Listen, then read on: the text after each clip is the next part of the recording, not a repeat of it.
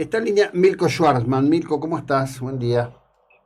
Hola José Luis, ¿cómo estás? Bien, bien, muy bien, muy bien.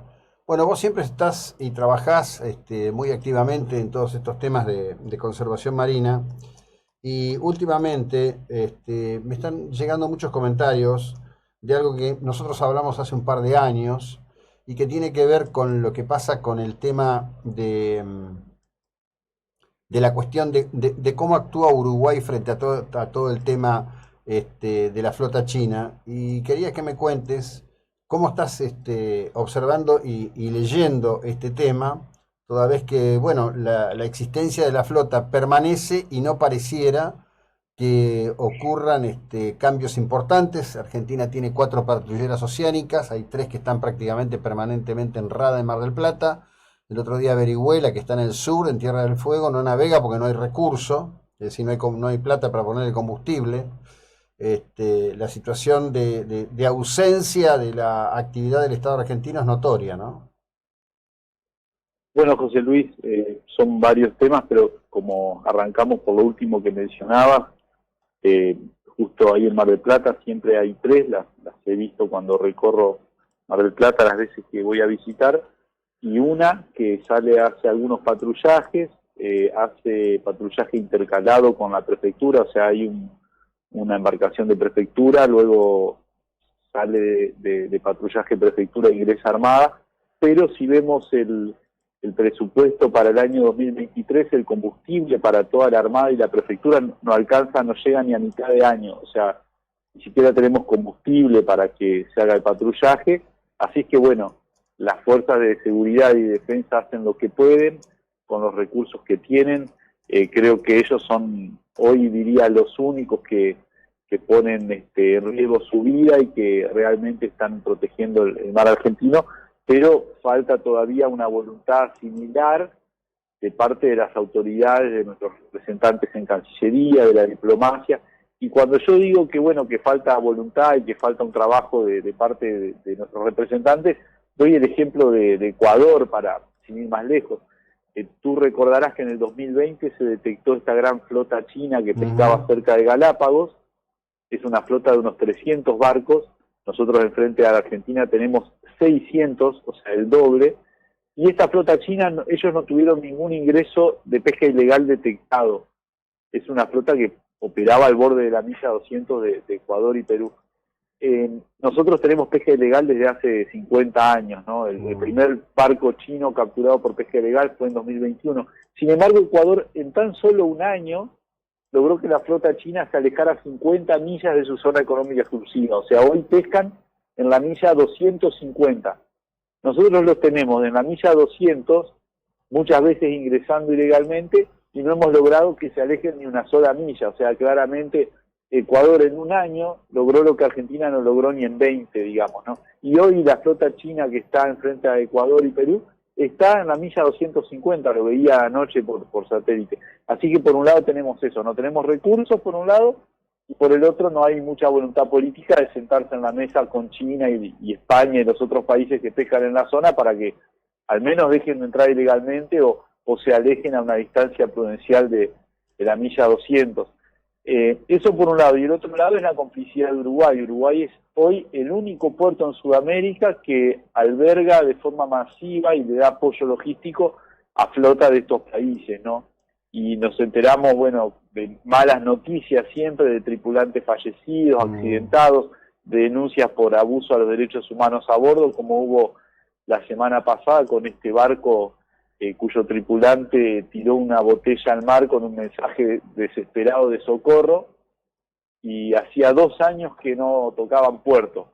Claramente ahí tenemos ya, con el hecho de que no toquen puerto en 2 años, una privación a la libertad, ¿no? Y bueno, no es solo un problema de que destruyen el ecosistema marino, de que destruyen a las especies que capturamos en Argentina y que sirven de sustento a nuestras comunidades costeras y ayudan a la economía de nuestro país, sino que también son embarcaciones que realizan abuso de derechos humanos, que tienen trabajo semiesclavo a bordo y que ocurren estos hechos en Montevideo que no se han detenido, digamos. O sea, los que monitoreamos a la flota vemos permanentemente cómo estos barcos van a Montevideo, cómo siguen descargando tripulantes, aunque las autoridades de Uruguay buscan formas de encubrir los casos, no reportan los incidentes a bordo, no registran todas las embarcaciones que van a Montevideo. O sea, nosotros vemos por satélite embarcaciones amarradas en el puerto de Montevideo y no aparecen en los registros oficiales, ¿no?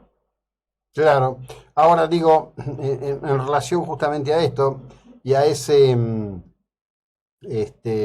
a ese marinero que había lanzado la botella con el SOS, las autoridades uruguayas dicen que, bueno, que abordaron el barco, requisaron y no encontraron nada que pudiera considerarse una situación de abuso de derechos.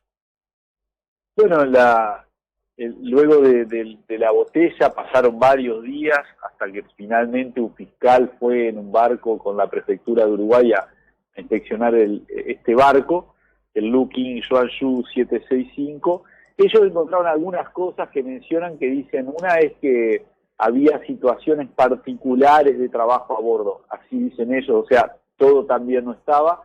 Dicen que había mucho desorden. Dicen que hacía 2 años que no iban a puerto, que esto ya lo había detectado un investigador argentino que está basado en Bahía Blanca, ya lo había advertido.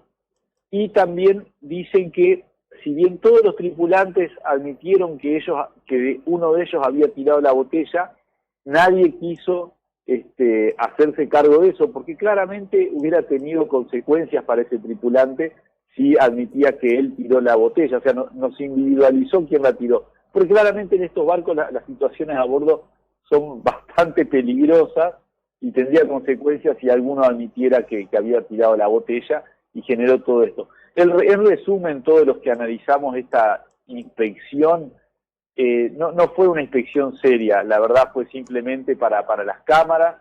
Sacaron un par de fotos desde afuera del barco, una del puente, y no publicaron fotos del interior de la embarcación. Ahí uno podría verse, o sea, los que seguimos el tema creemos que fue simplemente una puesta en escena de parte del gobierno de Uruguay. No hubo nada cierto ni sincero, ni ninguna investigación.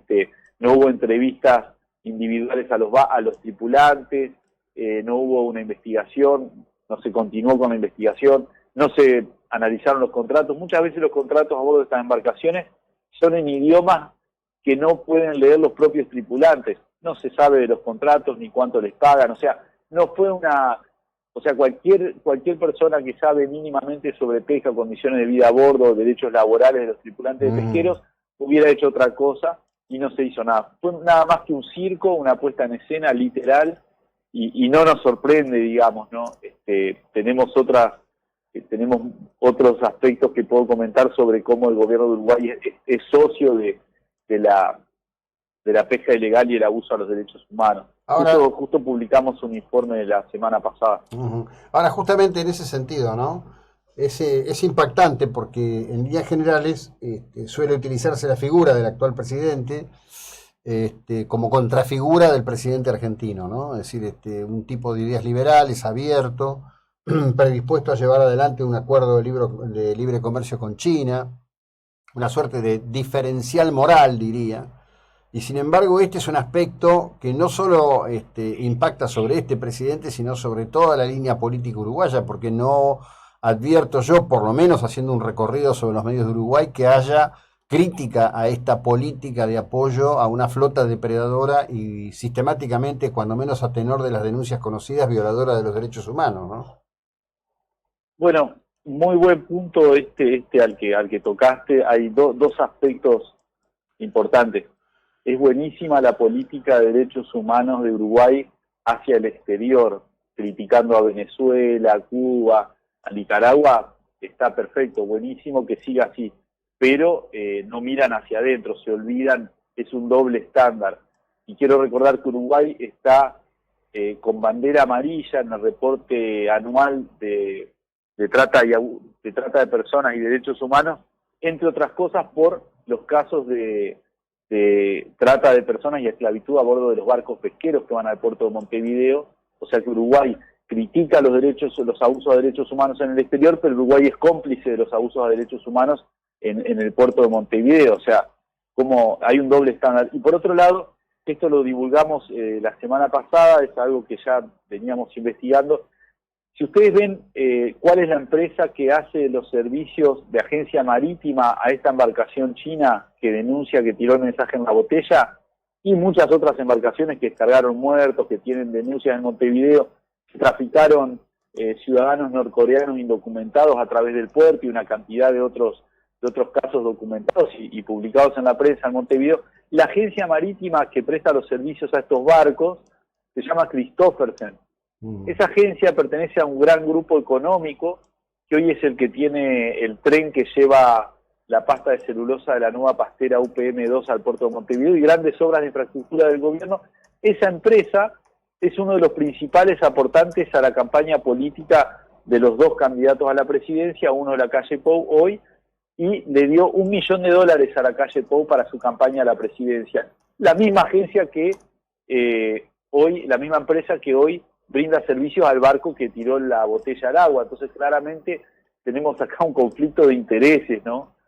Los principales socios y beneficiados de la pesca ilegal y el abuso de derechos humanos son de los principales aportantes a la campaña presidencial del gobierno de Uruguay. Entonces, ahí claramente puede haber un indicio de por qué continúa ocurriendo esto, ¿no? Y no se ponen exigencias mínimas como tienen todos los puertos de la región. O sea, estos barcos chinos no van a Uruguay porque tienen prohibido el ingreso a otros puertos.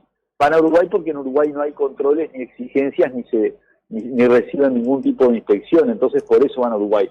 Si uno de estos barcos va a Brasil o a Chile, normalmente quedan sancionados o se les prohíbe la salida de puerto porque no cumplen ni siquiera condiciones de seguridad de la navegación. No son embarcaciones, yo he estado a bordo, no tienen ni chalecos salvavidas a veces, el nombre a veces lo tienen tapado, pintado, ni siquiera se puede identificar a la embarcación. Entonces, como estas embarcaciones no cumplen ninguna de esas mínimas condiciones exigibles en el resto de los puertos de Sudamérica, es que van a Montevideo y bueno, como vos decías, hay un doble estándar ahí. Sí, surge claramente que hay un doble estándar, ¿no? Y coincido en esto, digo, la política o la dirigencia política uruguaya tiene aspectos remarcables y que son citables y está muy bien que se lo haga, pero hay un contexto y este es un tema que verdaderamente, en el que verdaderamente Argentina necesita dar un giro, por cierto, muy fuerte en todo sentido. No alcanza con que el giro sea solo de la política militar o la política de defensa, para ser más adecuado, que hay que hacerlo, sino también un giro en la visión de la mirada de política internacional y política intra-Mercosur. Como siempre te agradezco, Mirko, muchas gracias, muy amable. No, por favor, gracias a ustedes. Bueno, Mirko Schwarzman, alguien que está muy interesado en estos temas y que nos ayuda a mejor entender algunas cuestiones que son cruciales. Estas flotas predadoras no solo hacen un desastre, no solo está la cuestión de la discusión ambiental, sino que además del modo en que trabajan y operan, lo hacen después posicionándose en los mercados con valores de costo en donde la producción argentina queda descolocada y genera, por supuesto, en la cadena de beneficios que se busca a través de la pesquería, un demérito también importante.